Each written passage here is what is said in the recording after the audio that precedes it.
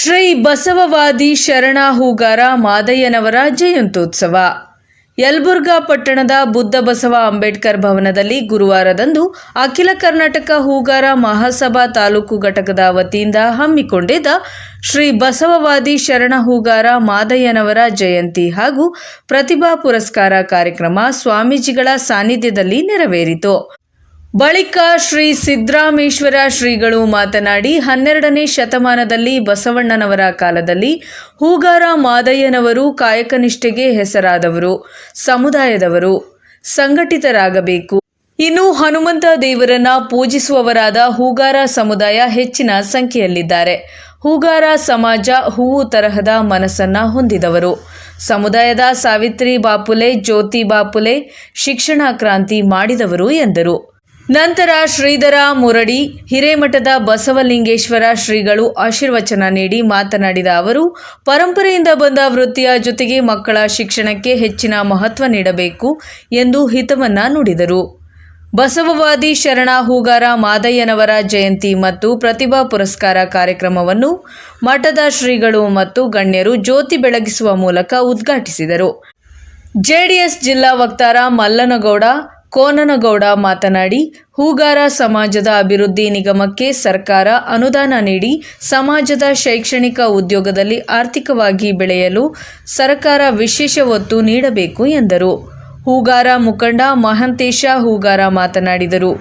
ಈ ಸಂದರ್ಭದಲ್ಲಿ ಎಸ್ಎಸ್ಎಲ್ಸಿ ಪಿಯುಸಿಯಲ್ಲಿ ಅತಿ ಹೆಚ್ಚು ಅಂಕ ಪಡೆದ ವಿದ್ಯಾರ್ಥಿಗಳಿಗೆ ಪ್ರತಿಭಾ ಪುರಸ್ಕಾರ ನೀಡಿ ಗೌರವಿಸಿದರು.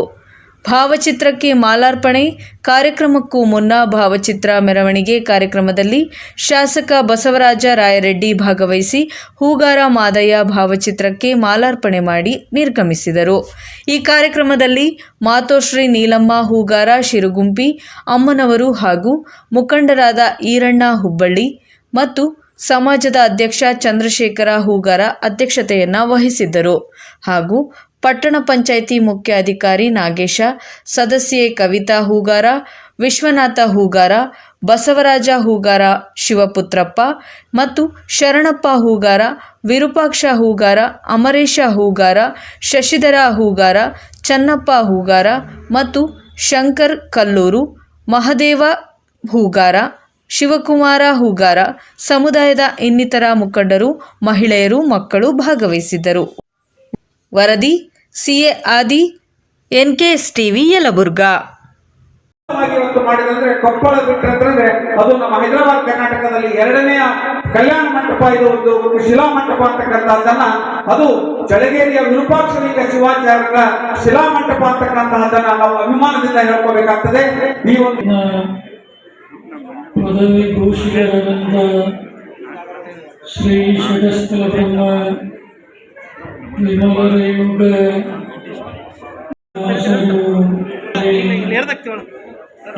ಮುಂದೆ ನಡೆಯುವ ದಾರಿ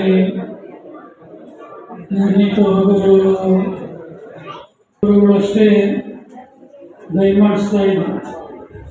ಆದರೆ 11ನೆಯ ಪುಣ್ಯಾರಾಧನೆ ಸಂದರ್ಭದಲ್ಲಿ ಶ್ರೀ ಉಜ್ಜಯಿನಿ ಜಗದ್ಗುರುಗಳು ಆಗಮಿಸಿರುವಂಥ ನಿಮ್ಮೆಲ್ಲರ ಸಹಕಾರದಿಂದ ಭವ್ಯವಾಗಿ ನಿರ್ಮಾಣಗೊಳ್ಳುವಂಥ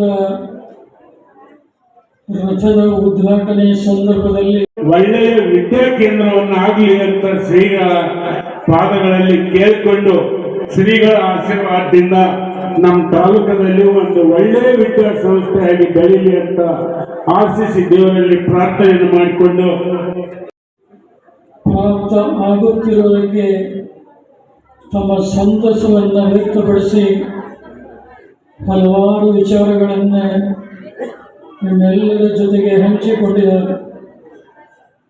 ಕಾನೂನು ತಜ್ಞರಾದಂಥ ಪಾಟೀಲ್ ಪ್ರತಿನಿಧಿಗಳವರೇ,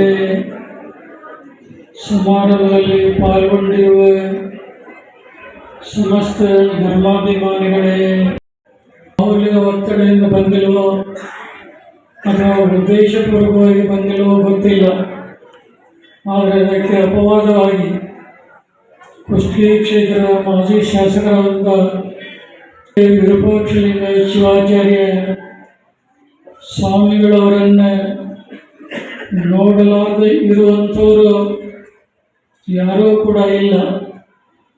ಅವರ ಸರಳತೆ, ಸಜ್ಜನಿಕೆ, ಅವರು ಮಾಡಿದಂಥ ಪೂಜಾ ಶಕ್ತಿ ಭಕ್ತಗೊಂಡಿದೆ ಅಂದರೆ ಶ್ರೀಗಳವರ ಕ್ರಿಯಾ ಕರ್ತೃತ್ವ ಶಕ್ತಿ ಬಹಳ ದೊಡ್ಡದು.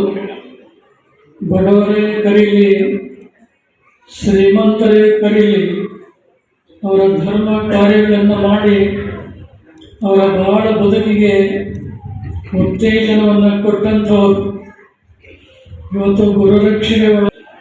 ಆದರೆ ಚಳೇರ ಹಿರೇಮಠದ ಶ್ರೀ ವಿರೂಪಾಕ್ಷಲಿಂಗ ಶಿವಾಚಾರ್ಯ ಸ್ವಾಮಿಗಳವರಿಗೆ ಸಮಾಧಿಸ್ಥರಾದಂಥ ಸ್ಥಳದಲ್ಲಿ ಕಟ್ಟಿದಂಥ ಭವ್ಯವಾದಂಥ ಶಿಲಾ ದೇಗುಲ ಬಹುಶಃ ಎಲ್ಲಿಯೂ ಕೂಡ ಕಾಣಲಿಕ್ಕೆ ಸಾಧ್ಯ ಇಲ್ಲ. ಸುಂದರ ಅದ್ಭುತವಾದಂಥ ಸೃಷ್ಟಿಯನ್ನು ನಿರ್ಮಾಣ ಮಾಡಿದಂಥ ಧರ್ಮನಿಷ್ಠ ಸಂಗಯ್ಯ ಹಿರೇಮಠರವರು ಬಹುಶಃ ಇಲ್ಲೇ ಪಕ್ಕದ ಹಳ್ಳಿ ತಳವಗೇರ ಈ ಗ್ರಾಮದಲ್ಲಿ ಹುಟ್ಟಿ ವಿರೂಪಾಕ್ಷಲಿಂಗ ಶಿವಾಚಾರ್ಯ ಗರಡಿಯಲ್ಲಿ ಪೊಳಗಿ ಹೆಸರು ಇರುವುದಿಲ್ಲ.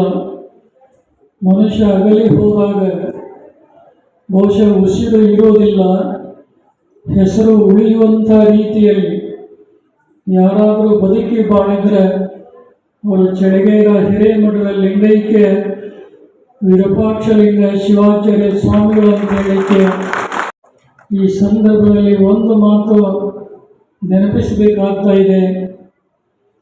ಖಾದಿ, ಖಾಕಿ, ಖಾದಿ ಈ ಮೂರು ಅಮೂಲ್ಯವಾದಂಥ ವಸ್ತುಗಳು ನಿರ್ಮಲವಾದಂಥ ಮನಸ್ಸಿನಿಂದ